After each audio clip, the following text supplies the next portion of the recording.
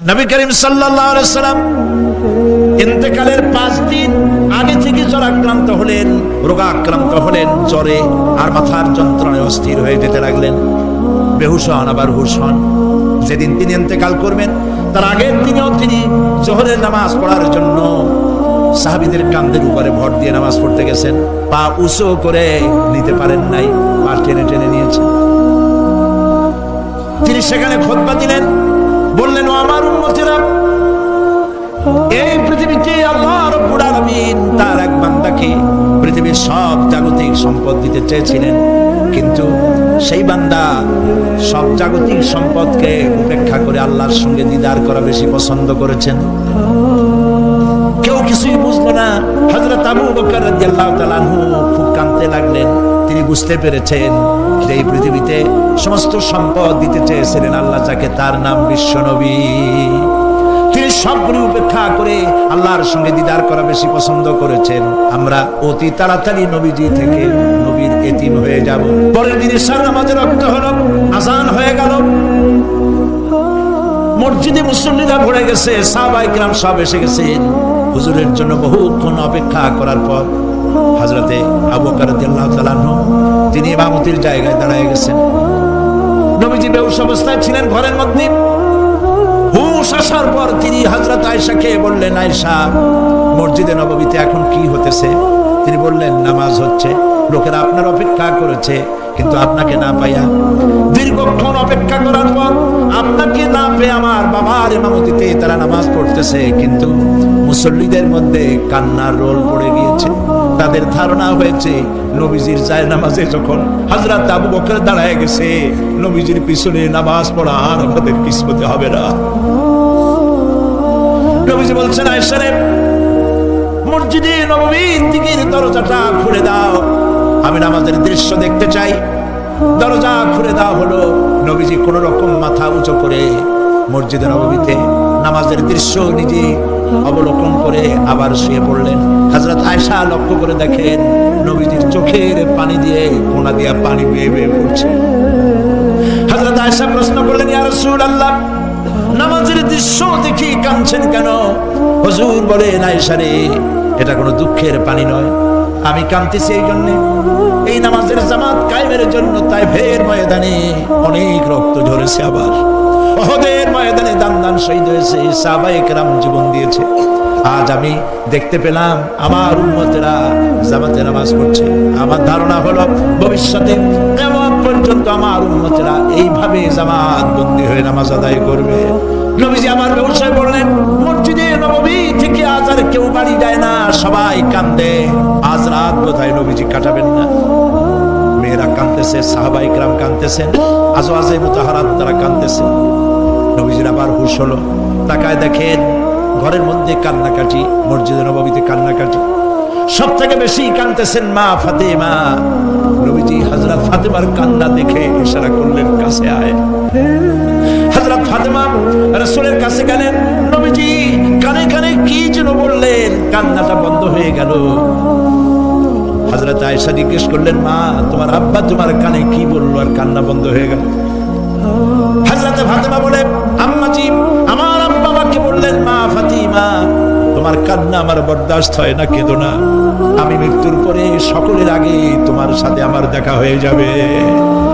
হযরত ফাতেমা বলছেন, আম্মাজি, আমি বুঝতে পেরেছি আমার আব্বার এই কথার অর্থ কি।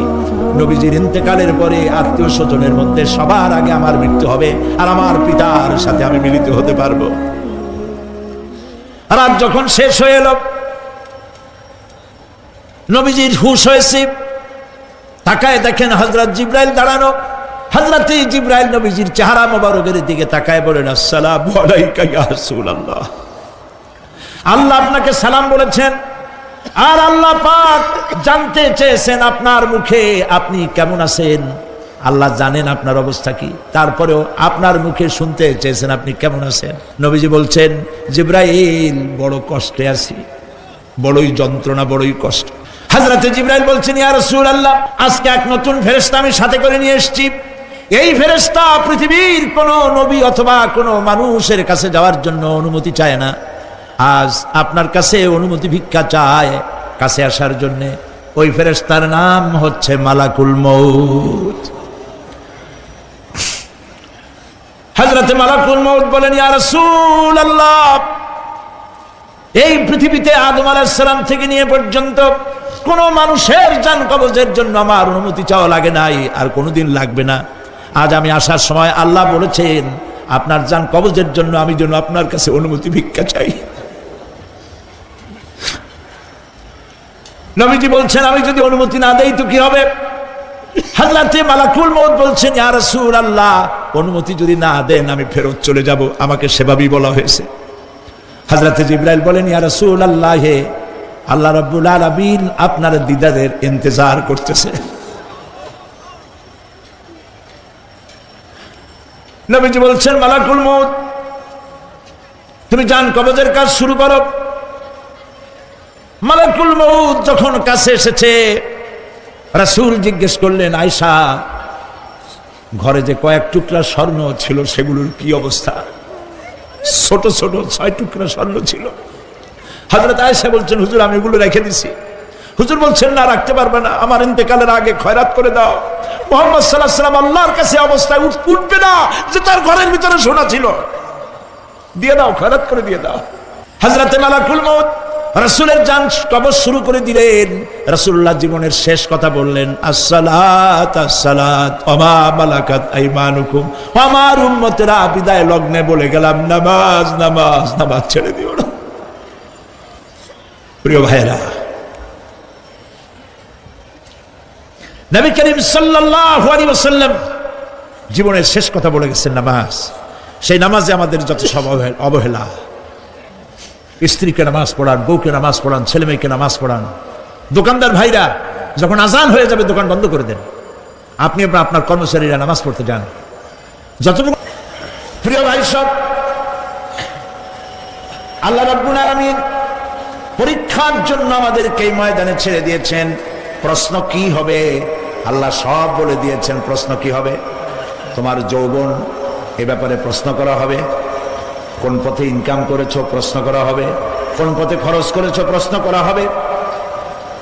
দ্বীনের ইলম যতটুকু হাসিল করেছিলে তার কতটুকু নিজে পালন করেছো, আর দ্বীনের দাওয়াত কতটুকু মানুষের কাছে পৌঁছায়ছো, প্রত্যেকটি ব্যাপারে কিয়ামতে আল্লাহর কাছে জবাব দিতে হবে। এই জন্য কবি বলছেন, আমল সে জিंदगी बनती है ये जन्नत भी व जहन्नम भी, ये खाकी अपनी फितरत है ना नारी ना नूरी। মানুষের জীবন আমল দিয়ে গঠন হয়, আমল দিয়ে জীবন গড়ে, নইলে এই মাটির তৈরি দেহ জান্নাত আর জাহান্নামের কিছু দিয়ে তৈরি হয় নাই। আপনি ইচ্ছে করলে দেহটাকে জাহান্নামের জন্য উপযোগী করতে পারেন, ইচ্ছে করলে এই দেহটাকে জান্নাতের জন্য উপযোগী করতে পারেন। এটি আপনার ইখতিয়ারে আল্লাহ দিয়েছেন, আপনাকে বাধ্য করা হয় নাই যে সেজদা না দিলে ফেরেশতা এসে ঘাড়ের উপরে পিটাবে, সুদ ঘুষ জেনা করলে পরে ঠ্যাং পিটায় ভেঙে দেওয়া হবে না। আপনি বাধ্য নন, আপনি সম্মানিত জীব, আল্লাহ সম্মানিত প্রাণী আল্লাহ পাকের, সেই জন্য মানুষকে বাধ্য করা হয় নাই। অটোনোমাস বডি, অটোনমি দেওয়া হয়েছে, আপনাকে স্বাধিকার দেওয়া হয়েছে। চন্দ্র সূর্যের ব্যাপারে স্বাধিকার দেওয়া হয় নাই। রাত এখন 7:35, সূর্যের বাপেরও ক্ষমতা নাই বাংলাদেশে এখন উকি মারে, ঠিক কিনা? সে এখন আমেরিকায় রোদ দিচ্ছে, তাপ দিচ্ছে আমেরিকায়। ওকে নির্ধারণ করা হয়েছে যেভাবে সেইভাবেই করতে হবে। পানি বলেন, পাহাড় বলেন, পাখি বলেন, চন্দ্র বলেন, গ্রহ বলেন, নক্ষত্র বলেন, সব জিনিস বাই হুক অ্যান্ড ক্রুক আল্লাহর হুকুম মানতে বাধ্য। কোরআনে কারীমে আল্লাহ পাক বলেছেন, আফা গায়রা দীনিল্লাহি ইয়াবগুন ওয়া লাহু আসলামা মান ফিস সামাওয়াতি ওয়াল আরদি তাওআন ওয়া কারহা। আল্লাহর দেওয়া জীবন ব্যবস্থা ছেড়ে দিয়ে তোমরা কি অন্য কোনো মতবাদ তালাশ করো? ওয়া লাহু আসলামা মান ফিস সামাওয়াতি ওয়াল আরদ, অথচ আকাশে যা আছে জমিনে যা আছে সব আনুগত্যের মস্তক আমার সামনে অবনত করে দিয়েছে। সুবহানাল্লাহ। মানুষকে আল্লাহ পাক ইখতিয়ার দিয়েছেন, ইচ্ছে করলে মাহফিলে আসতে পারেন, ইচ্ছে করলে সিনেমায় ঢুকতে পারবেন, অসুবিধা নেই। অসুবিধার জন্য কিয়ামত, ওখানে হিসাব হবে। এখানে আপনি সূর্য চন্দ্র ফেরেশতারও কোনো মাজাল নাই, কোনো ইখতিয়ার নাই আল্লাহর হুকুমের বাইরে কিছু করে। আল্লাহ যা করতে বলেছেন তাই করতে হবে, এর বাইরে এক চুলও নড়তে পারবে না। কিন্তু মানুষ সেটা করতে পারবে। মানুষ ইচ্ছে করলে নামাজ রোজা ছাড়তে পারে, ইচ্ছে করলে আল্লাহরে অমান্য করতে পারে। এটা তার বিচারের জায়গা না, এটা হলো পরীক্ষার জায়গা। এটা কিসের জায়গা? পরীক্ষার জায়গা। এখানে আপনি কামাই করলে ওখানে কিছু পাবেন, এখানে কামাই না করলে কিছু পাবেন না। আরো সোজা করে বলি, কোন কৃষক, যে কৃষক আষাঢ় মাসে শ্রাবণ মাসে জমিন চাষ করে না, পৌষ মাসে তার গোলায় ধান আসবে? কথা বোঝেন নাকি বোঝেন না? পৌষ মাসে গোলায় ধান আসবে? কোনো পাগলও বলবে না যে তুমি তো চাষই করো নাই, তুমি জমিনে, তোমার জমিনের ফসল তোমার ঘরে আসবে কেন? কাজী এই দুনিয়ায় পরীক্ষা দিলে এখানে রেজাল্ট হয়, এখানে কাজ লাগাইলে এখানে ফল দেয়। কিন্তু মানুষের জন্য আল্লাহ পাক যে আমল তৈরি করেছেন, পরীক্ষা নেবেন, সেই পরীক্ষার রেজাল্ট এখানে হবে না। পরীক্ষার রেজাল্ট আউট হবে কোথায়? আখিরাতে। বলেন সবাই, কোথায় হবে? পরীক্ষার রেজাল্ট আউট হবে কোথায়? আখিরাতে। এখানে আপনি যা কামাই করবেন এখানে রিটার্ন দেওয়া হবে না। এখানে যা কামাই করবেন সমস্ত কামাই 700 গুণ বর্ধিত আকারে কিয়ামতে আল্লাহ আপনার হাতে ধরাই দিবেন। আল্লাহর ওয়াদা কখনো মিথ্যা হয়? মিথ্যা হয় রাজনৈতিক দলের নেতারা, এই জাতীয় লোকেরা যারা মঞ্চে আসে আর বলে যে এবার আমাদের ভোট দেন, আমরা ক্ষমতায় যাইতে পারলে আপনারা না খাইয়া কেউ মরবেন না। কিন্তু কি খাইয়া মরবে তাও কয় না। সেদিন শুনলাম এই যে নির্বাচন এখন একটা চলতেছে, স্লোগান বাপ দাঁড়াইছে, ছেলে তো বলে রহিম ভাই আমার ভাই, তোমার ভাই, বাপের নাম রহিম। তারপরে শুনলাম বলতেছে বেগুন ভাইয়ের চরিত্র, আজকাল নাম রাখে তো আদর করে, বেগুন পটল, বেগুন ভাইয়ের চরিত্র ফুলের মতো পবিত্র। আমি আরেকজনের পাশে থেকে কইল যে নামাজ পড়ে না একক, তো এমনই ফুলের মতো চরিত্র। তো দুনিয়ার ময়দানে আপনি যা কামাই করবেন এখানে রেজাল্ট আউট হবে, এখানে আপনি পাবেন ফল, এখানে পাবেন। যা করবেন এখানে গাছ লাগাবেন, ফল লাগাবেন, এখানে পাবেন। আর আল্লাহর জন্য যেটা করবেন সেটার ফল, সেটার রেজাল্ট কিয়ামতে বাইর হবে। সুবহানাল্লাহ। এখানে পরীক্ষা দিয়ে যদি কেউ ফেল করে, ম্যাট্রিক পরীক্ষা দিয়ে ফেল করেছে, ফাজেল পরীক্ষা দিয়ে ফেল করেছে, আবার পরীক্ষা দিয়ে পাস করার সুযোগ আছে, আবারও ফেল করেছে, আবারও পরীক্ষা দিয়ে পাস করার সুযোগ আছে। 10 বার যদি ফেল করে আরো 10 বার পরীক্ষা দিয়ে পাস করার সুযোগ আছে। কিন্তু কিয়ামতের দিন আল্লাহ রাব্বুল আলামিনের জীবনের পরীক্ষায় কোনো মানুষ যদি আল্লাহর আদালতে ফেল করে বসে একবার, দ্বিতীয়বার পরীক্ষা দেওয়ার আর কোনো সুযোগ নাই। এই পৃথিবীতে যদি কেউ নিম্ন আদালতে মামলায় হেরে যায়, জজ কোর্টে করবে, যদি হেরে যায় হাইকোর্টে করবে, হেরে গেলে আপিল করবে সুপ্রিম কোর্টে, সুপ্রিম কোর্টেও যদি হেরে যায় তাহলে প্রেসিডেন্টের কাছে আপিল করবে। সুযোগ আছে কয়েকবার। কিন্তু কিয়ামতের দিন জীবনের আদালতে কোন মানুষ যদি একবার ফেল করে বসে, জীবনের মামলায় যদি একবার হেরে যায়, দ্বিতীয়বার আপিল করার আর কোনো জায়গা নাই। সে আখিরাতে রেজাল্ট আউট হবে। আমরা সব মরে যাব, আমরা সব কি হব? সব মরে যাব। আল্লাহ পাক আমাদেরকে উঠাবেন আবার। মানুষকে কবরে রাখার সময় আমরা কি বলি? মিনহা খালাকনাকুম, জানেন না? পড়েন, মিনহা খালাকনাকুম ওয়া ফিহা নুঈদুকুম ওয়া মিনহা নুখরিজুকুম তারাতান উখরা। এই মাটি দিয়ে তোমাকে তৈরি করা হয়েছিল, এই মাটির মধ্যে রেখে গেলাম, এর থেকে আবার তোমাকে উত্থিত করা হবে। কে বলতেছেন কথা? আল্লাহ পাক বলছেন, আল্লাহ তাআলা বলছেন। কি নিষ্ঠুর এই পৃথিবী!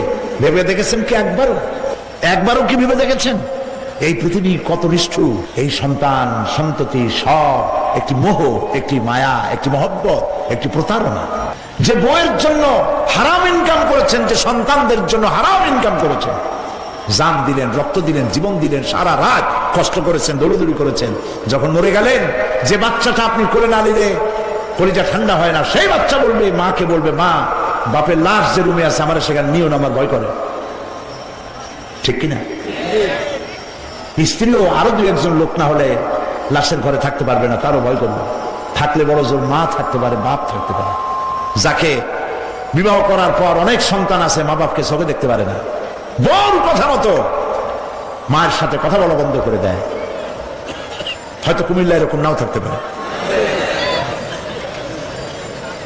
বউ তো নালিশ করছে, মার সাথে কথা কয়, আবার বলে এই বুড়িটা মরে না কেন? নাউজুবিল্লাহ, নাউজুবিল্লাহ। বুড়িটারে মরার কথা বলতেছো তুমি?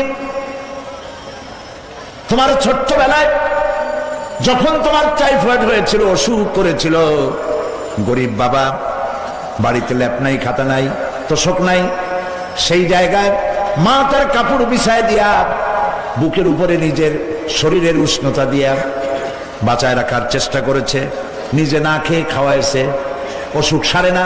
মা ওই মুমূর্ষু বাচ্চার সেরানে তার মাথার কাছে বসে তাহাজ্জুদের নামাজ পড়ে কোরআন শরীফ তেলাওয়াত করে, চোখ দিয়া পানি পড়ে আর বলতে তাকে, রব্বুল আলামিন আমার জীবনটারে দিয়া আমার কলিজার টুকরা সন্তানটারে বাঁচাইয়া দাও।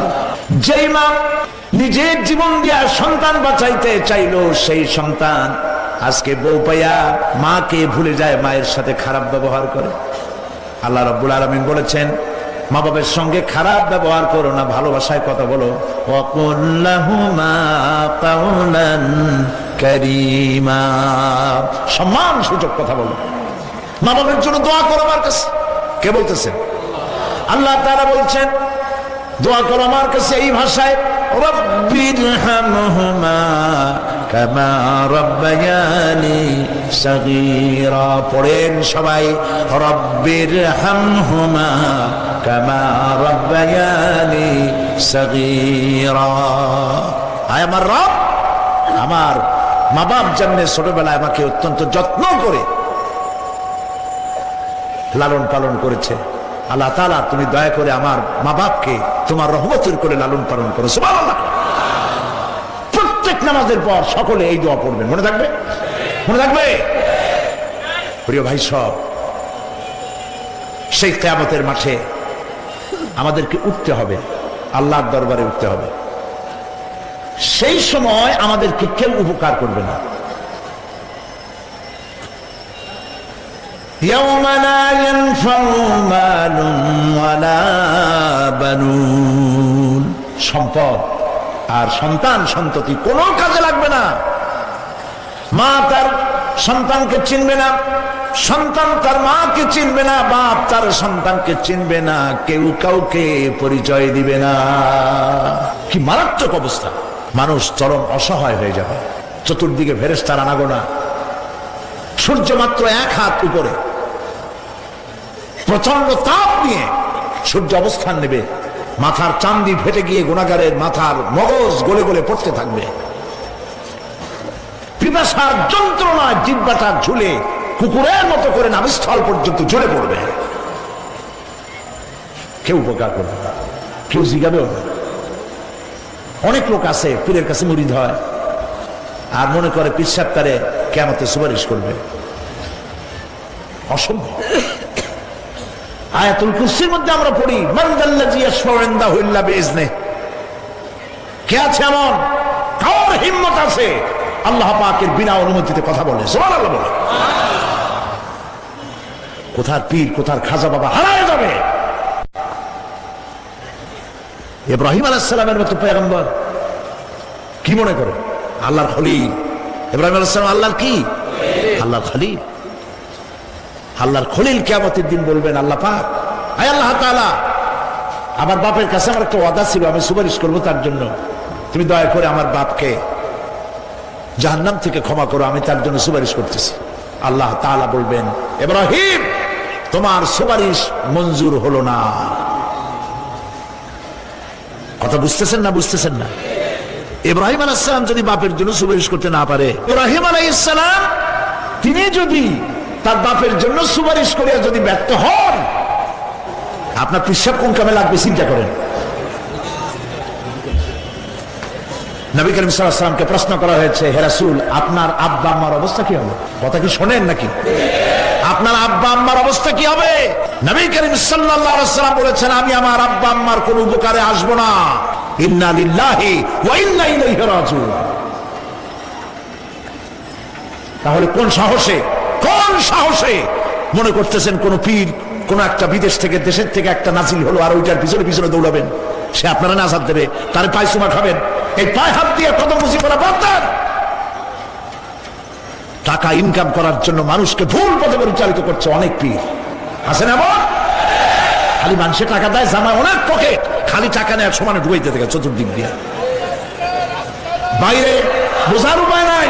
কিন্তু অনেক পীর আছে এমন, ঢাকা শহরে বড় বড় মার্কেটের মালিক, আমি জানি, বড় বড় মার্কেটের মালিক, বিরাট ব্যবসায়ী, জামা পরিষ্কার করে না 2 মাসেও, মানুষকে দেখাবার জন্য গামছাটা নাকের কাছে ধরে ফট ফট করে আওয়াজ করে, মনে হয় যেন কামতেছে। আর্টিফিশিয়াল প্রচন্ড হাবিজাবি জিকির শিখায়। লা ইলাহা কতক্ষণ, ইল্লাল্লাহ কতক্ষণ, আল্লাহ আল্লাহ কতক্ষণ, কোথায় পাইছে? ইল্লাল্লাহ ইল্লাল্লাহ কিসের জিকির?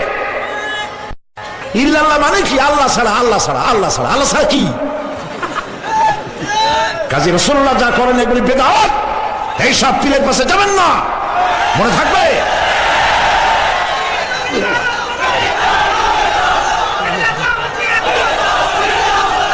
প্রিয় ভাই সব, কিয়ামতের দিন আপনার আমল, একমাত্র আমল আপনাকে বাঁচাইতে পারবে। এই কোরআন শরীফে আল্লাহ পাক বলেছেন, ইয়া আইয়ুহাল্লাযীনা আমানু আবতাগু ইলাইহিল ওয়াসিলা, হে বিশ্বাসীরা ওসিলা ধরো। ধুরন্ধর এক শ্রেণীর লোকেরা এর অর্থ করেছে পীর ধরো। দুনিয়ার কোন তাফসীর, যত মুফাসসির পৃথিবীতে জন্মগ্রহণ করেছেন, কোন মুফাসসির এটা বলেন নাই আবতাগু ইলাইহিল ওসিলার মানে হলো পীর ধরো। বরং সমস্ত তাফসীর মুহাক্কিকিন বলেছেন আবতাগু ইলাইহিল ওসিলা আই আমল সালেহ, নেক আমলের ওসিলা ধরো। সুবহানাল্লাহ, নেক আমলের ওসিলা ধরো। প্রিয় ভাই সব, ধান্দাবাজি ছাড়তে হবে। কিয়ামতের দিন মানুষ একেবারে অসহায় হয়ে যাবে, কেউ সাহায্য করবে না। সেই দিন প্রশ্নপত্র সামনে আসবে, আমলনামাগুলি বেঈমানের পিছন দিক থেকে বাম হাতে আসবে, আর ইমানদারের সামনে থেকে ডান হাতে আসবে। আমলনামা হাতে পাওয়ার সঙ্গে সঙ্গে বেঈমান বুঝে ফেলবে তার জায়গা কোথায়। কলিজা তখন গলার কাছে। আল্লাহ রাব্বুল আলামিন কোরআন শরীফের ভিতরে বলেছেন, লাশ-শামসু ইয়ামবাগি লাহা আন তুদরিকাল কামারা ওয়ালাল লাইলু সাবিকুন নাহার ওয়া কুল্লুন ফি ফালাকি ইয়াসবাহুন। প্রবল জ্ঞানী হইবে যাহারা, আপন মনেতে বুঝিবে তাহারা, রাত্রি পারে না আগে যাইবার, দিনের স্থান করি অধিকার।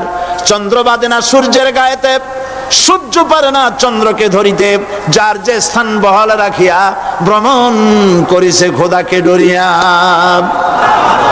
একটি নির্ধারিত সময় সীমা পর্যন্ত আপন আপন কক্ষপথে সব দৌড়াদৌড়ি করবে, কারো সাথে অ্যাক্সিডেন্ট হবে না কারো।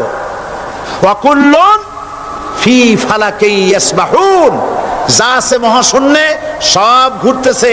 কে বলে? বলেন সবাই, কে বলছে? কোন সূরা? সূরা ইয়াসিন। আবার শুনুন, আল্লাহ পাক ফয়সালা দিচ্ছেন, ঘোরে কেডা? শুধু সূর্য ঘোরে না, শুধু চন্দ্র ঘোরে না, আল্লাহ মহাশূন্যে যা রেখেছেন সব ঘুরতেছে, সবই সন্তরণশীল, সব গতিশীল। সুতরাং ফয়সালা তো আল্লাহর কাছ থেকে নিতে হবে। পৃথিবী সৃষ্টি করেছেন, মানব গোষ্ঠী সৃষ্টি করেছেন এবং মানুষের প্রয়োজন মিটিয়েছেন। এই মানুষগুলিকে কে সৃষ্টি করেছেন? মানুষ সৃষ্টির ব্যাপারেও দার্শনিকরা মানুষদেরকে বিভ্রান্ত করে। যা কলেজে বিশ্ববিদ্যালয় পড়ানো হয়, এই কোরআন শরীফ বিশ্ববিদ্যালয় পড়ানো হয়? হ্যাঁ হয়। কয়েকটা আয়াত, কয়েকটা সূরা পরীক্ষায় পাশ করার জন্য একটু একটু অপশনাল রেখে দেওয়া হয়েছে। বর্তমান যে শিক্ষা কমিশন, শামসুল হক শিক্ষা কমিশন রিপোর্ট মন্ত্রী পরিষদে অনুমোদন করেছে বর্তমান সরকার। এই শিক্ষানীতিতে বলা হয়েছে ক্লাস 1 থেকে নিয়ে ক্লাস 5 পর্যন্ত ধর্মীয় শিক্ষা দিতে দেওয়া হবে না। তাহলে ক্লাস 5 পর্যন্ত যদি ধর্মীয় শিক্ষা না থাকে, তাহলে ক্লাস 6-7-এ ওঠার পর আলিফ জাওরা বাজাবর বা আনাকুম জানাকুম ছেলেরা পড়বে? মেয়েরা পড়বে? আসল উদ্দেশ্য হলো ইসলাম থেকে জাতিকে দূরে সরাবার জন্য ষড়যন্ত্র। এই সরকারের প্রণীত শিক্ষানীতি আমরা মানি না। আপনারা মানেন? যেই মাদ্রাসা মানুষের চরিত্র সৃষ্টি করে, বর্তমান সরকার সেই মাদ্রাসাগুলি একটা একটা করে ধ্বংস করার পরিকল্পনা গ্রহণ করেছে। সুতরাং আসল শিক্ষা হলো কোরআনের কাছে। আসল শিক্ষা কোথায়? কোরআনের কাছে। কোরআন যদি শিখানো হতো, কোরআন যদি শিখানো হতো কলেজে, বিশ্ববিদ্যালয়, তাহলে গতকাল চট্টগ্রাম বিশ্ববিদ্যালয় থেকে যেসব ছেলেরা বিশ্ববিদ্যালয় কর্তৃপক্ষ কর্তৃক বরাদ্দকৃত, হাইজ্যাক করা নয়, বরাদ্দকৃত 4খানা বাস দিয়ে কোরআন শুনতে আসতে চেয়েছিল, বর্তমান সরকারের তথাকথিত সোনার ছেলেরা আসতে দিল না। কোরআন যদি তারা পড়তো তাহলে কোরআন শরীফ শুনতে তারাও আসতো। কপাল পোড়া। জোরে বলেন কি? আরো জোরে বলেন কি? কপাল পোড়া। সব ভালো লাগে, কোরআন ভালো লাগে না। এদেরকে শিখানো হয়েছে, আরে তোমরা তো মানুষ না। বলে আমরা কি? তো তোমাদের ডারউইন বাবাজি বলে নাই, শোনো নাই? কি পড়ো টড়ো তোমরা, বুদ্ধি শুদ্ধি রাখো না। ডারউইন বলেছে, থিওরি অফ ইভলিউশনের মধ্যে বলেছেন মানুষ মানুষ না। বলে কি? মানুষ হলো বান্দর। কপাল পোড়া। কি কপালে লেখা থাকে? কাজে কামে প্রকাশ হয়ে যায়। ডারউইন বলল মানুষ মানুষ না। আলফ্রেড বললেন মানুষ হলো মানুষ, মানুষই ঠিক, তবে মানুষ হলো সেক্স সর্বস্ব জীব। সেক্স সমস্যার সমাধান করলে মানুষের সব সমস্যার সমাধান হয়ে যাবে। কার্ল মার্কস বললেন মানুষ হলো পেট সর্বস্ব জীব, পেট সমস্যার সমাধান করে দিলে সব সমস্যা শেষ। আর ডারউইন বললেন মানুষ মানুষই না, মানুষ কি? বলে বান্দর। ওরাং ওটাং শিম্পাজি আর ব্যাং থেকে মানুষের উৎপত্তি হয়েছে। আমি যখন জীবনের প্রথম শিম্পাজি দেখলাম, ওরাং ওটাং দেখলাম, তখন আমি মনে করেছি যে ডারউইন খামোখা ভুল করে নাই। এইটা দেখেই ও মনে করেছে যে এই হচ্ছে আমার মাতামহের গোষ্ঠী, এই হলো পিতামহের গোষ্ঠী। আপনারা একটু মাথা কাটায় চিন্তা করেন, মানুষ যদি বান্দর থেকে হবে, আজও বানর ফরেস্ট এরিয়া আছে কিনা বাংলাদেশে? চিল্লায় বলেন আছে কিনা? তো মানুষ যদি বান্দর থেকেই হবে, আপনারা কি কোনোদিন দেখেছেন যে একটা বান্দরের কোমর পর্যন্ত মানুষের মতো হয়ে সারছে? আর কিছুদিন গেলেই পুরো মানুষ হয়ে যাবে। গলা পর্যন্ত মানুষের মতো হয়ে গেছে, আর কদিন গেলেই মানুষ হয়ে যাবে। দেখছেন কখনো? আচ্ছা আপনারা বলেন, পাবদা মাছ আপনারা চট্টগ্রামে কি বলেন? পাবদাই বলেন। পাবদা মাছ দেখতে কি মাছের মতো লাগে? বোয়াল মাছের মতো। কোন পাগলে কি বলছে কথা যে বোয়ালের পূর্বপুরুষ পাবদা? পাবদাগুলি পুটি টুটি খাইয়া খাইয়া আস্তে আস্তে বোয়াল হয়ে গেছে, এ কথা কেউ বলে? আচ্ছা শোলের যে ছোট সাইজ, শোল মাছ, গজাল মাছ, এর যে ছোট্ট সাইজ ভর্তা করে খায়, শুটকি বানায় খায়, ওগুলোর কি বলে? টাকি মাছ। এই টাকি মাছ দেখতে শোল মাছের মতো। কেউ পাগলকে আজ পর্যন্ত বলেছে যে শোল মাছের পূর্বপুরুষ টাকি, টাকিগুলা সার মার খাইয়া আস্তে আস্তে শৌলে পরিণত হয়ে গেছে? কেউ বলেছে কখনো? ডারউইন কয় বোতল খাইয়া যে এই মতবাদ লিখছে আল্লাহই ভালো জানে,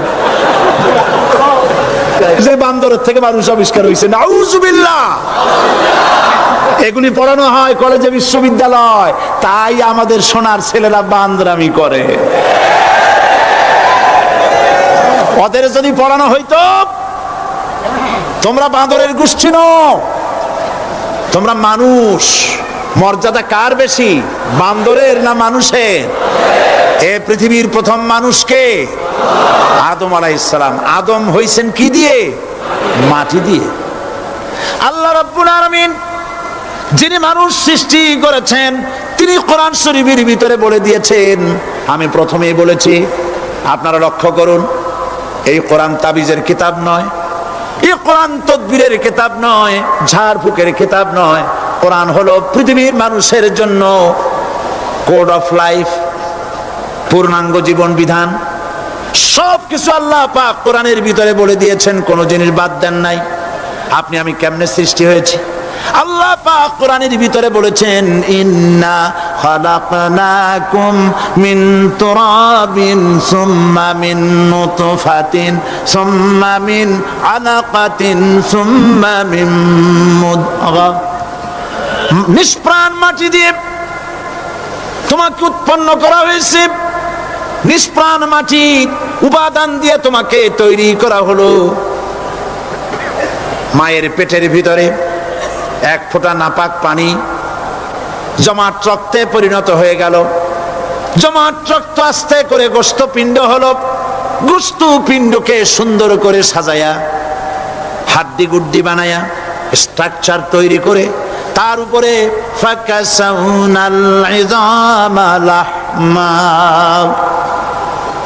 চামড়া দিয়ে গোশত দিয়া সাজায়া সুন্দর করে বানালাম। আল্লাহর পরিচয় শুনুন, আল্লাহ আমার কেমন আল্লাহ। মায়ের পেটের ভিতরে সন্তান বানায়া এরপরে যখন রূহ দেওয়া হয়েছে, ক্ষুধা লেগেছে, খাবারের প্রয়োজন হয়েছে, আল্লাহ রাব্বুল আলামিন ওই কচি বান্দা মায়ের পেটে বসে কি খাবে সেজন্য তার মা চিন্তা করে নাই, বাবা চিন্তা করে নাই, সরকার চিন্তা করে নাই। আল্লাহ রাব্বুল আলামিন মায়ের মাসিক অসুখকে বন্ধ করে দিয়ে সন্তানের নাভির সাথে আর মায়ের নাভির সাথে তার লাগায়া, পাইপ লাগায়া মায়ের মাসিক অসুখের রক্তগুলি দিয়ে সন্তানকে বড় বানালেন। মুখ দিয়া এই রক্ত পান করালেন না, মুখটাকে পবিত্র রেখে দিলেন যাতে করে পৃথিবীতে আসার পর ওই মুখ দিয়া আল্লাহ রাব্বুল আলামিনের জিকির করতে পারো। সন্তান মায়ের ভিতরে পেটের ভিতরে বড় হলো। আল্লাহ রাব্বুল আলামিন বলেন মাস দিন যখন পুরা হয়ে গেল, সুম্মা নুখরিজুকুম তিফলা, বাচ্চার আকারে পৃথিবীতে নিয়ে আসলাম। এখন খাবা কি? পৃথিবীতে যখন বাচ্চা এলো তখন তার পেটের সাথে যে সংযোগ ছিল মায়ের নাভির সাথে আর সন্তানের নাভির সাথে, সেই সংযোগ তার আর কি থাকলো? কি করা হলো? কেটে দেওয়া হলো। লক্ষ্য করুন, খাবারের জন্য একটি মাত্র পাইপ আল্লাহ লাগাইছিলেন, পৃথিবীতে সন্তান আসার সঙ্গে সঙ্গে পাইপটা কেটে দেওয়া হলো। এবার কি খাবে? আল্লাহ রাব্বুল আলামিন মায়ের বুক থেকে সন্তানের জন্য এবার সিঙ্গেল সিগন্যাল, তার জন্য সিঙ্গেল কোন লাইন যেটা ছিল কেটে দিয়া মায়ের বুক থেকে সন্তানের জন্য ডাবল লাইন আল্লাহ চালু করে দিলেন। এমন দুধ বানায় দিলেন যা শুধু খাবার নয়, শুধু ফুড ভ্যালু নয়, এই দুধের ভিতরে ক্যালসিয়াম, এর মধ্যে ভিটামিন, এর মধ্যে আয়রন, এর মধ্যে মেডিসিন। দুনিয়ার এই সন্তান ছিল ফি কারারিম মাকিন, সুরক্ষিত জায়গার ভিতরে ছিল, কোনো পলিউশন সেখানে যেতে পারতো না, রোগের জার্ম সেখানে যেতে পারতো না। দুনিয়ায় এলো দূষিত আবহাওয়ার ভিতরে। এই সন্তানকে এখনই অ্যান্টিবায়োটিক খাওয়ালে পরে অসুবিধা হবে।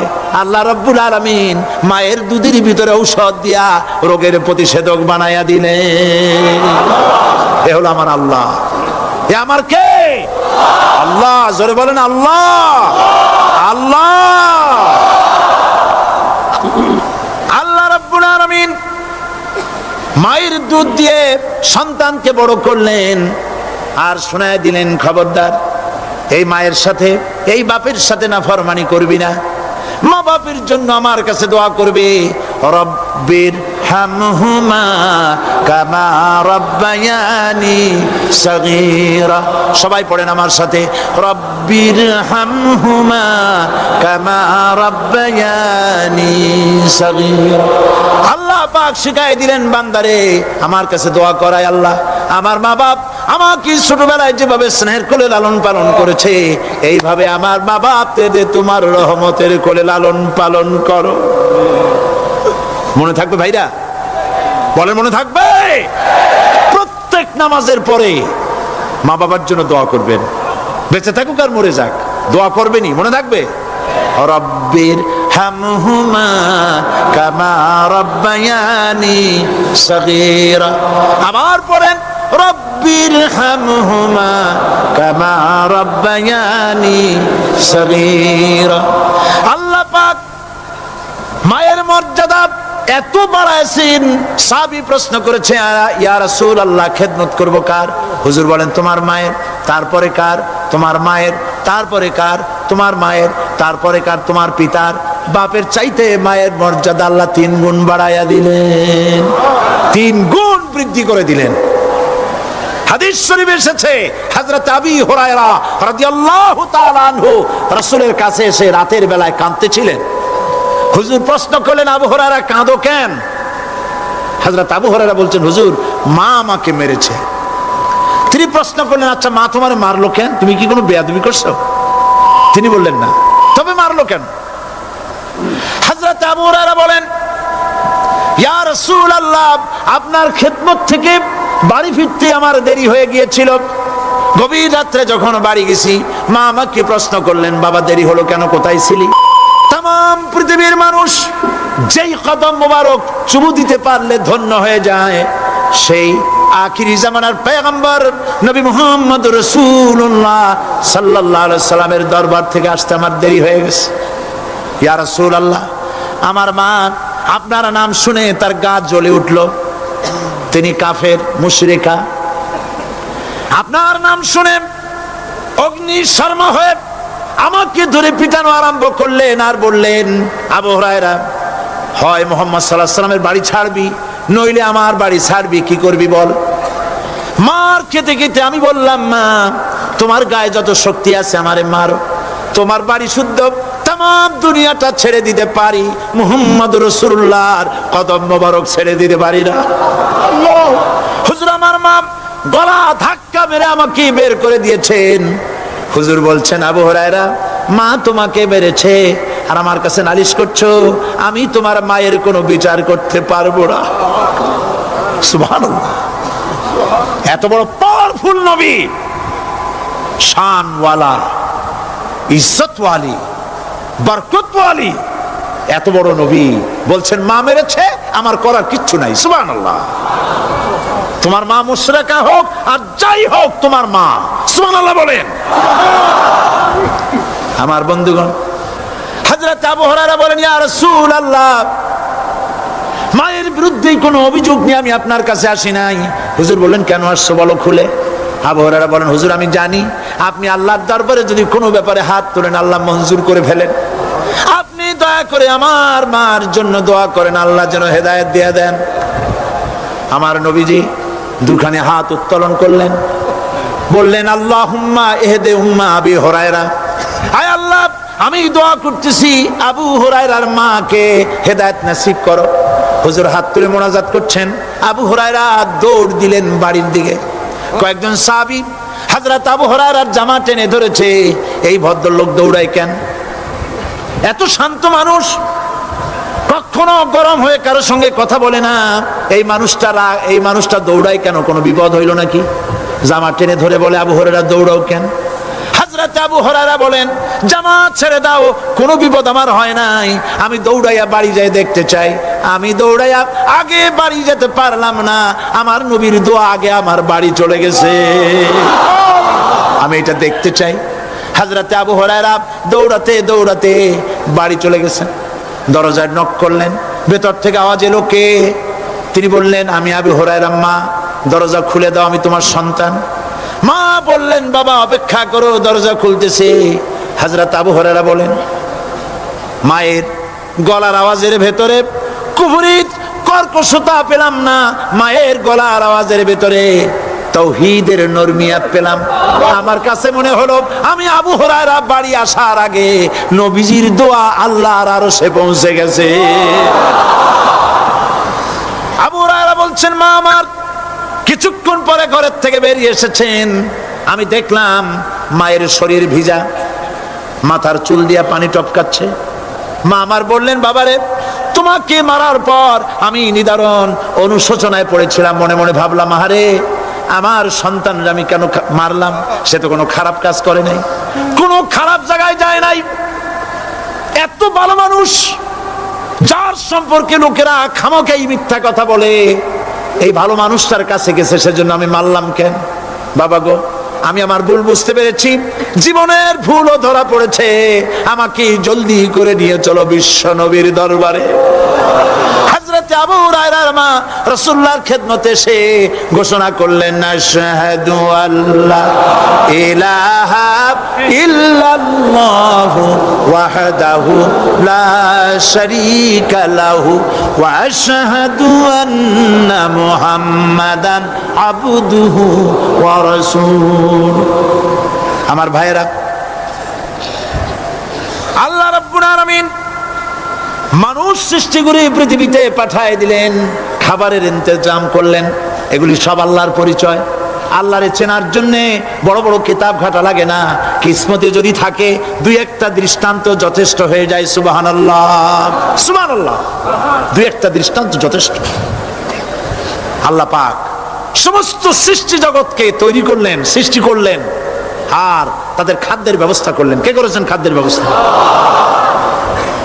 খাদ্য দেন আল্লাহ। কিন্তু অহংকারী যারা, তারা বলে দেশের বাম্পার ফলনের জন্য সমস্ত কৃতিত্ব সরকারের। বলেন আস্তাগফিরুল্লাহ, বলেন নাউজুবিল্লাহ। এদের একজন বলছিল 3 বছর কিছু দিবার পারুম না। লোকেরা কয় আমরা না খাইয়ে থাকুম, আল্লাহ কয় আমিও দেহুম। কদ্দুর পারো না খাইয়ে থাকতে। ফসল কে দেন? জোরে বলেন কে দেন? বাম্পার ফসলের ফলনের দাবি সরকার করতে পারে না, এটা কুফরি, এটা শিরক। জমিনের ফসল কে দেন? আকাশের বৃষ্টি কার? পানি কার? সার কার? সব আল্লাহ পাক। আল্লাহ পাক কোরআন শরীফে বলেছেন, لئن شكرتم لأزيدنكم ولئن كفرتم إن عذابي لشديد। আমার নিয়ামতের শুকর যদি আদায় করো বাড়ায় দেব, আর যদি কৃতজ্ঞ হও শুকরিয়া আদায় না করো মস্ত বড় শাস্তি দেব। ফসল দেই আমি, আর শুকরিয়া আদায় করো তোমার বাজানের। ঠিক কিনা? শুকরিয়া আদায় করে কার? বাজানের। লোকের, একটি মানুষের যেই প্রশংসা এই সরকার করলো, বিগত 4.5 বছর ধরে একটা মানুষের যত জিকির করলো, প্রশংসা করলো, ছবি টানাইলো, যদি এতটা জিকির এতটা স্মরণ আল্লাহ রাব্বুল আলামিনের করতো, ওদের জন্য আল্লাহর জান্নাতের দরজা খোলা হয়ে যেত। প্রশংসা করবে কার? চিল্লায় বলুন, আল্লাহ পাকের প্রশংসা করো। খেতে দেওয়ার মালিক তিনি। আল্লাহ পাক বলছেন, আল্লাহকে, তার পরিচয় আল্লাহ তুলে ধরেছেন, ওয়ামা মিন দাব্বাতিন ফিল আরদি ইল্লা আলাল্লাহি রিজকুহা। এই পৃথিবীর ভিতরে এমন কোন বিচরণশীল জীব নাই যার রিস্কের দায়িত্ব আমি আল্লাহ গ্রহণ করি নাই। সুবহানাল্লাহ বলবেন না? রিস্কের দায়িত্ব কার হাতে? আচ্ছা দেখুন তো, পৃথিবীর সমস্ত সরকারের কাছে বিভিন্ন মন্ত্রণালয় আছে না? খাদ্য মন্ত্রণালয় বলে কোনো মন্ত্রণালয় আছে কিনা?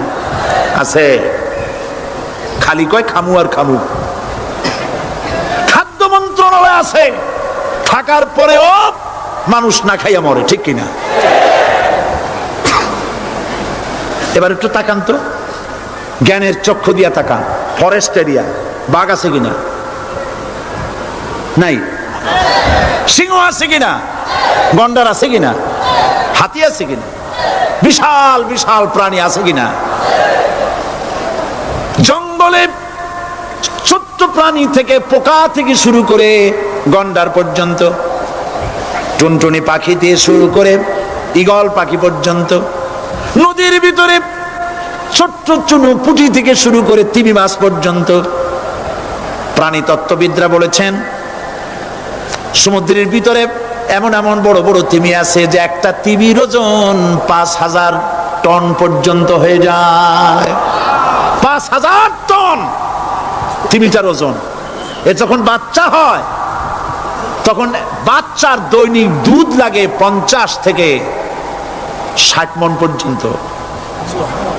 কে ব্যবস্থা করে?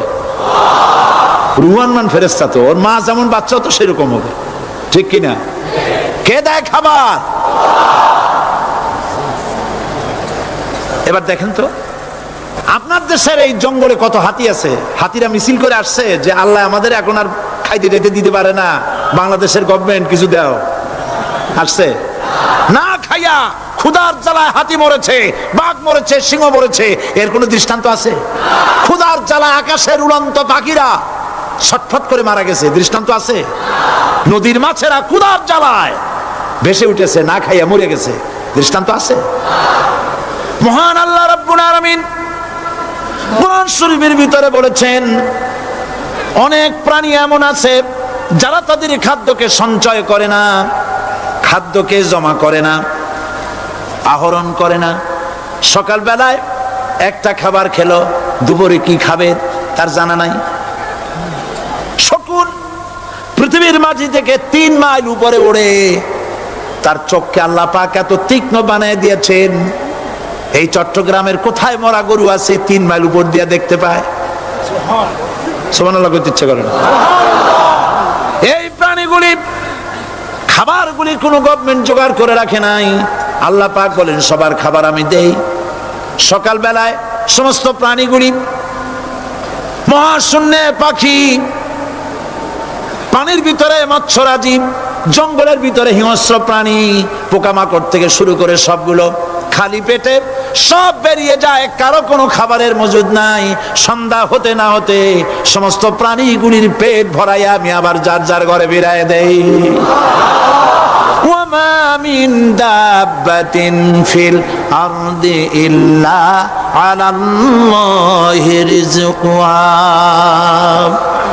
সমস্ত প্রাণীর রিজকের দায়িত্ব আমি আল্লাহর হাতে। কে দেয় রিজক? জোরে বলুন, কে দেন? আল্লাহ পাক। কি খাবেন সব আল্লাহ জোগাড় করে দিয়েছেন।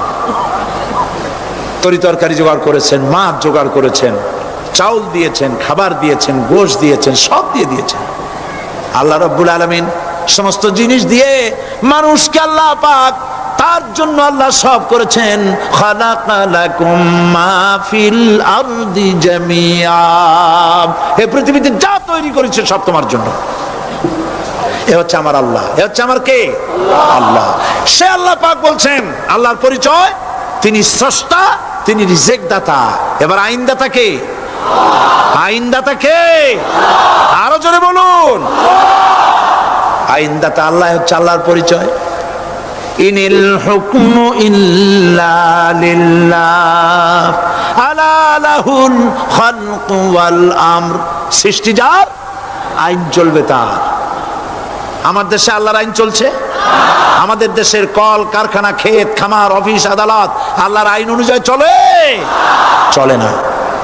বরং আল্লাহর আইনকে মুছে ফেলার জন্য, নিজেদের আইন সৃষ্টি করার জন্য প্রচেষ্টা চালানো হচ্ছে। আল্লাহর আইন মানুষের জন্য সব থেকে বেশি উপযোগী, কারণ সৃষ্টি করেছেন কে? বলেন, কে করেছেন? আল্লাহ। প্রত্যেকটি মেশিন আপনি যা কিনবেন, রেডিও হোক, টিভি হোক, যে কোনো যন্ত্র হোক, গাড়ি হোক, তার সাথে একটা লিটারেচার, একটা বই তার সঙ্গে দিয়ে দেওয়া হয়। ওই বইয়ের মধ্যে লেখা থাকে এটা কিভাবে চালানো হবে, অপারেট করা হবে, তার সিস্টেম লেখা থাকে। আপনার ইচ্ছা মতো চালাইলে হবে না। এই মানব গোষ্ঠীকে সৃষ্টি করেছেন। এখন আপনি যদি আপনার আইন মতো চালান, তা কি চলবে? চলবে না। আপনি আপনার আইন মতো চালাচ্ছেন, ভালোভাবে চলতেছে? চলতেছে না। স্বরাষ্ট্রমন্ত্রী বলতেছেন সন্ত্রাসীদেরকে মাটির তলা থেকে খুঁজে বের করা হবে, কিন্তু নাকের উপর দিয়া ব্রিফকেস চুরি হয়ে যায়, উনি তা ধরতে পারেন না। এই হলো আইন। অনাবরত খুন হচ্ছে, অনাবরত সন্ত্রাসী তৎপরতা চলছে, আর ওনারা বলছেন আগের থেকে এগুলি চলে আসছে, একজনের খুনের বিচার না হইলে এরকম খুন তো হইতেই থাকবে। তাহলে খুনকে, হত্যাকে, সন্ত্রাসকে সরকার জাস্টিফাইড করছেন। নাউজুবিল্লাহি মিন যালিক। এই জন্য আইন হতে হবে আল্লাহর। আইন হতে হবে কার? চিল্লায় বলেন, আল্লাহ পাকের আইন হতে হবে। আমি একদিন পার্লামেন্টে বলেছিলাম, আমার দেশের নেতা নেত্রীরা বারবার হজ করতে যান, উমরা করতে যান, সেখান থেকে আসার সময় কি আনেন? আতর, পাথর, সুরমা আর খুরমা, এই কিছু নিয়ে আসলেন। কিন্তু আমি বলেছি, আপনারা কি কিছু চোখে দেখেন না? পার্লামেন্টে এইভাবে বক্তৃতা করেছে, কিছু চোখে দেখেন না? আমি প্রশ্ন করে আমি আবার জবাব দিচ্ছি, আপনারা যারা হজ করতে যান, উমরা করতে যান, হজের কথাই ধরি, এই হজ করতে যখন যান তখন মুজদালিফায় একটা রাত কাটাইতে হয়। সেটা কোন দিন? ইয়মে আরাফার পরের দিন। এই মাঠে দালান কোঠা আছে, এখানে বেড়া আছে, শামিয়ানা আছে, পর্দা আছে, তাবু আছে, কিচ্ছু নাই। লক্ষ লক্ষ নারী আর পুরুষ পাশাপাশি শুয়ে থাকে, তাও সুবহানাল্লাহ কইতে ইচ্ছে করে না। সারা রাত জনে জনে পুলিশ পাহারাদার নাই। কিরকম মেয়ে এলো, চাঁদের সৌন্দর্য হার মানায় দিতে পারে এরকম সুন্দরী, এরকম সুন্দরী নারী, সুদর্শন পুরুষ পাশাপাশি রাস্তার ধারে মরুভূমির ভিতরে সারা রাত কাটাচ্ছে। ইয়মে আরাফার পরের রাতটা একটা রাত পুরা। এভাবে চলতেছে বছরের পর বছর, শতাব্দীর পর শতাব্দী, সহস্রাব্দীর পরে সহস্রাব্দী। আমি প্রশ্ন করি, পৃথিবীর ইতিহাসে কেউ কি এমন কথা বলতে পেরেছে, লিখতে পেরেছে যে মুজদালিফার রাতে সেখান থেকে 10টা নারী হাইজ্যাক হয়েছে, 5টা নারী লাঞ্ছিত হয়েছে? বলতে পারবে? গভীর রাত্রে পুরুষ সঙ্গী ছাড়া সুন্দরী রমণী, যুবতী রমণী একাকিনী নিজের ঘর ছেড়ে আল্লাহর ঘরে তাওয়াফ করতে আসে। তাওয়াফ সেরে তাহাজ্জুদের নামাজ পড়ে আল্লাহর কাছে মোনাজাত করে একা একা হাজার হাজার লাখো পুরুষের ভিতর থেকে আপন ঘরে ফিরে যায়। কারো বাবার হিম্মত নাই একবার তাকায় সে তো রূপ উপভোগ করার জন্য আবার তাকায়, অথবা তার আঁচল ধরে টান মারে।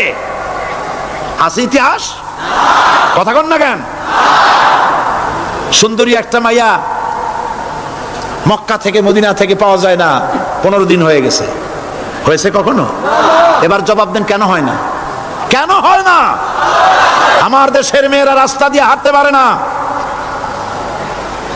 হাই স্কুল মেয়েদের, হাই স্কুল মেয়েদের কলেজ যখন ছুটি হয়, তথাকথিত সোনার ছেলেরা গেটের সামনে এতিমের মতো কাড়ায় থাকে।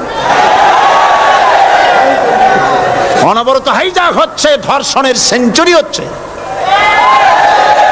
আর ওখানে হয় না কেন? ওখানে হয় না এই কারণে, এই কোরআনের আইন আল্লাহ রাব্বুল আলামিন যে আইন দিয়েছেন, ওখানে আইন বলবৎ আছে। আছে নাকি? আছে কিনা? কোন পুরুষ কোন নারীকে ধর্ষণ করেছে যদি প্রমাণিত হয়, সে যদি ফাহাদের ছেলে হয় আর ফাহাদের মেয়ে হয়, কোরআনের শাস্তি হলো পাথর মেরে উড়াইয়া দাও।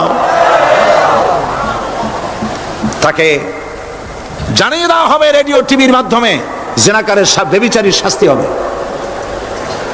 চতুর্দিকে হাজারো লোকেরা দাঁড়াবে, হাতে পাথর নিয়ে পাথর মেরে তাকে তার গোশত হাড্ডি বাতাসের সাথে উড়ায় দেবে। একজন মানুষ আর একজন মানুষকে খুন করলো, এই আসামি ধরা পড়ে গেল, কোরআনের শাস্তি হলো যখন ধরা পড়বে প্রমাণিত হবে, যেমন ভাবে হত্যা করেছে পরেও হত্যা করো। এই দৃশ্য, এই আইন যদি বাংলাদেশে যদি এই আইন চালু হয়ে যেত, খুনের আসামি ধরা পড়েছে, জেনার আসামি, প্রকাশ্য ময়দানে এলো, সাক্ষী প্রমাণে কোর্টে প্রমাণিত হলো সত্যি সে খুনি। এই বিশাল আউটার স্টেডিয়ামের মাঝখানে খুনি কি দাঁড় করাও, চতুর্দিকে হাজারো লাখো মানুষ থাকুক, রেডিও টিভির ক্যামেরা কার্যকর হবে, পত্র পত্রিকার সাংবাদিকরা আসবে, তরবারির এক আঘাতে খুনির কল্লাটা উড়ায় দাও, দেহটা নিঃসার হয়ে জমিনে পড়ে যাবে। এই দৃশ্য যারা দেখবে সচক্ষে, রেডিওতে, পত্র পত্রিকায়, আর 1 বছরের ভেতরে খুন করার হিম্মত কারো কলিজায় উঠবে? জেনাকারের পাথর মেরে দেওয়া, পাথর মেরে উড়িয়ে দেওয়ার শাস্তি যদি চোখে কেউ দেখে, জেনা করার পুলক আর জাগবে? এটা নাম আল্লাহর আইন। এই আইন কার? এই আইন কার? এই আইন যতদিন পর্যন্ত পর্যন্ত বাংলার মানুষের মুসলমানদের উপরে কার্যকরী না হচ্ছে, এই দেশে কার্যকরী না হবে, ততদিন পর্যন্ত হত্যা, ধর্ষণ, খুন বন্ধ হবে না। বন্ধ হবে। সুতরাং এই আইন হচ্ছে কার? আরো জোরে বলেন, আল্লাহ রাব্বুল আলামিন। মহান আল্লাহ রাব্বুল আলামিনের এই আইন অনুযায়ী যদি দেশ চলে, মানুষ শান্তি পাবে, চুরি বন্ধ হবে, ডাকাতি বন্ধ হবে, জেনা বন্ধ হবে, হত্যা ধর্ষণ বন্ধ হয়ে যাবে। নবীজি এমন একটি আইন চালু করে দিয়ে, কোরআনের বিধান চালু করে দিয়ে এমন একটা সমাজ চালু করেছিলেন, যেই সমাজ সম্পর্কে হুজুর নিজে বলেছেন, খায়রুল কুরুনে কারনি, সর্বশ্রেষ্ঠ যুগ হলো কার যুগ? আমার যুগ। সুবহানাল্লাহ বলেন। রাসূলের যুগ হলো সর্বশ্রেষ্ঠ যুগ। সেই কোরআন, সেই হাদিস আজও আছে না নাই? বলেন জোরে, আজও আছে না নাই? সেই কোরআন এবং সুন্নাহ দিয়ে দেশ শাসন হোক, এটা কি আমরা চাই? কারা কারা চাই? দু হাত উঁচু করে দেখা।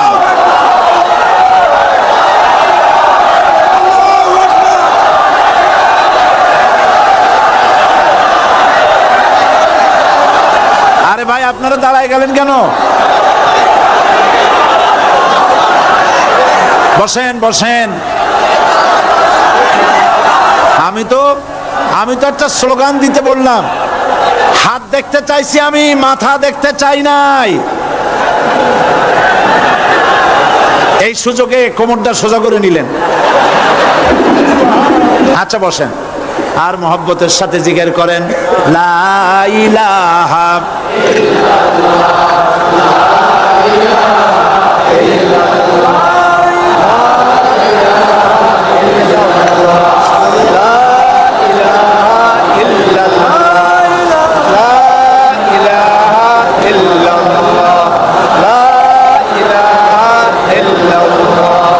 জোরে সরে সবাই জিকির করেন, লা ইলাহা ইল্লাল্লাহ, লা ইলাহা ইল্লাল্লাহ, লা ইলাহা ইল্লাল্লাহ, লা ইলাহা ইল্লাল্লাহ মুহাম্মাদুর রাসূলুল্লাহ। বসুন, আমরা মুনাজাত করি।